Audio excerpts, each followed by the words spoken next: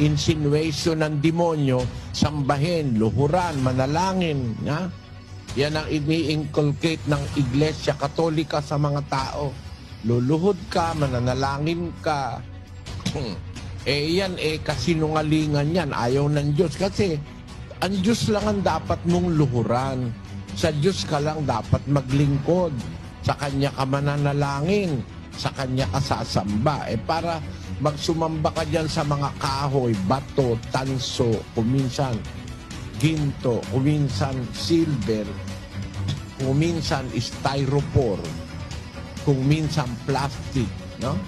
Sasambahin mo yan, kasuklam-suklam sa Diyos yan, kapatid.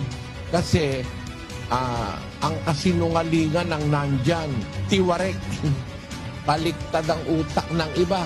Imbis na ang sambahin mo, yung lumalang sa'yo, ang